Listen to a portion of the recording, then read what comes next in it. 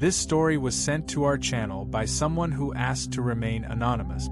The experience you're about to hear changed this person's life forever, and to this day, they're still trying to make sense of what really happened. Before we start, like and follow the channel so you don't miss the upcoming stories, which, due to national security reasons, may be taken down at any moment. I never thought my life would take such a surreal turn. I worked for years as an archivist in the Vatican, handling ancient documents, many of which had never seen the light of day. My job was lonely, but I enjoyed the calm of those cold, silent rooms where time seemed to stand still. Everything changed a week ago. I received an unusual summons. I was to attend a private meeting with PopeFrancis. I was surprised, as I had never had direct contact with His Holiness. When I entered the designated room, I found the Pope seated, with a serious and tired expression. He looked me in the eye and said, "There are things that need to be revealed, and I trust you with this." He handed me a sealed envelope and instructed me to open it only after his death. He said the contents were of extreme importance and that the world needed to know the truth. I left the room with my heart racing, not fully understanding what had just happened. In the days that followed, Pope Francis passed away. The news shook the world, and the Vatican went into mourning.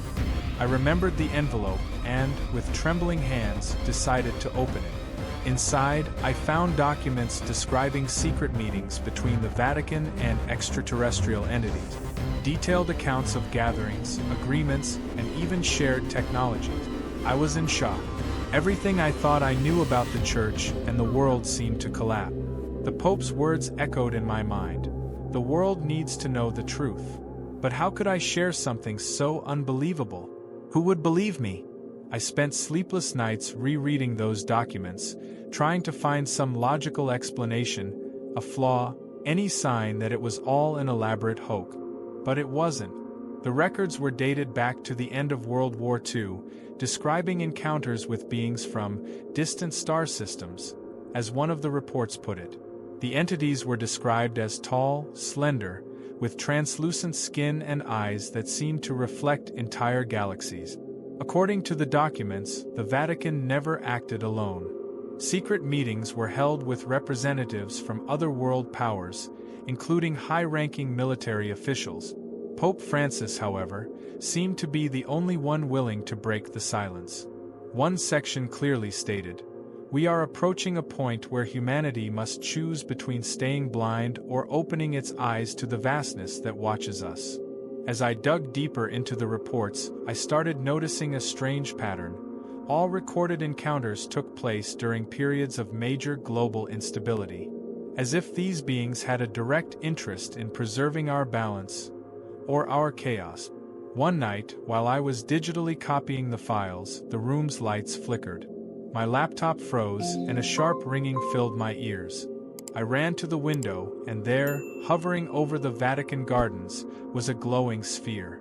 It felt like it was watching me. A chilling sensation ran through my body. I knew I was being monitored. The next morning, the Vatican servers went through an emergency update, and several files were deleted. Fortunately, I had already made a copy. That's when I realized this information had to get out. I decided to contact a trusted journalist outside Europe, but the response came too quickly. Not from him, but from people I'd never seen before.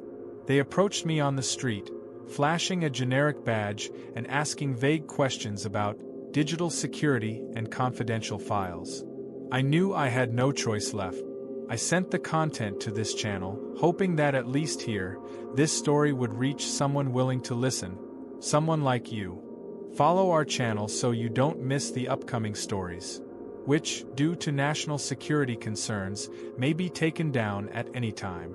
And if you believe these stories need to be heard before they vanish, like and share this video. Your support is essential. After the encounter with the agents, my life became a shadow of what it once was. I moved to a different city, shut down all my social media, and only communicate with the outside world through encrypted devices. Still, the feeling of being watched never leaves me. But what truly shook me happened 3 weeks after I sent the files. I received an envelope with no return address. Inside was a photo. It showed PopeFrancis, but he wasn't alone. Standing next to him was a creature.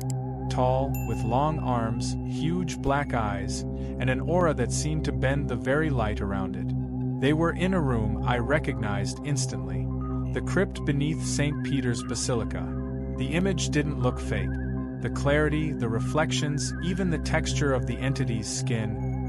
It all looked way too real. On the back of the photo, handwritten in blue ink, "You need to stop." I froze. My whole body shook, like every fiber knew this wasn't just a threat, it was a final warning. That night, I dreamed of that same entity. In the dream, it was sitting across from me, silently watching. There was no anger, but a cold, impersonal feeling. Like I was just a variable out of control in an equation they understood all too well. The documents talked about something the Pope called the silent protocol. According to him, during critical moments in history, these entities intervene directly, but not as saviors.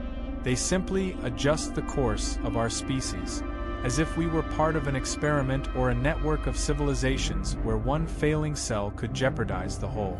He also mentioned a place, Monte Argentario, on the Italian coast, one of the few spots on Earth where direct interaction between humans and these beings had taken place in the open, decades ago.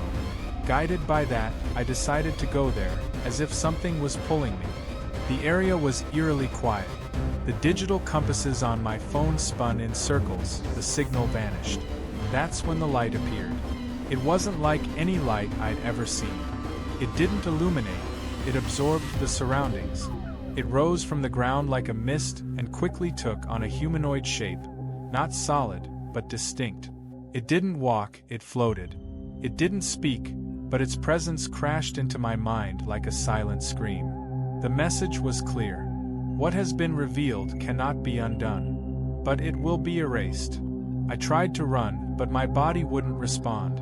For endless seconds, I felt like my memory was being scanned, as if they were searching for the exact points where that information had rooted itself. When the light vanished, I was lying on the sand, alone, with blood coming from my right ear. Since then, I've had trouble remembering parts of my childhood. My dreams are filled with impossible geometric shapes, and I feel like a part of me is still in that place. Even now, as I write this, I don't know if I'll manage to send this part. But if you're watching, it means that somehow the truth is finding its way to you. It's been 3 months since that day in Monte Argentario. Since then, my life has become a sequence of lapses, as if my mind is being carefully edited, piece by piece. Some days I wake up not knowing where I am. Other times, I feel a strange pressure in my skull, like something is either trying to communicate with me or disconnect from me. What's most disturbing is that I'm not alone in this pattern. After discreetly sharing parts of my experience in closed forums, I received dozens of messages from people all over the world describing similar symptoms. They all had one thing in common: recurring dreams of floating lights, abstract shapes that seemed to carry some kind of information, and the haunting feeling that something was forcibly forgotten. Then one of these people, a former military officer from the Aviano base in Italy, sent me something even more chilling: a radio recording intercepted on surveillance satellite frequencies. In it, a synthesized voice repeated in Latin, "Lux in tenebris lucet, et tenebri eam non comprehenderant." The light shines in the darkness, and the darkness has not understood it. That was the final phrase in the Pope's documents. It's as if, even after his death, something or someone is still trying to keep the truth alive. A final resistance against being erased. But the price of this has been high. I can no longer trust my own memories. I don't know if I'm still writing this with full clarity or if I've already been partially adjusted. What I do know is that part of me, maybe the most human part, still believes this all needs to be revealed. That we're not alone. That we never were. Alien abduction stories, UFO sightings, encounters with non-human beings, they've always been dismissed as fantasy or the ramblings of lunatic. But what if they're fragments of a truth that's been deliberately buried? What if the Vatican itself, one of the oldest and most powerful institutions on Earth, kept this secret in the name of a greater order?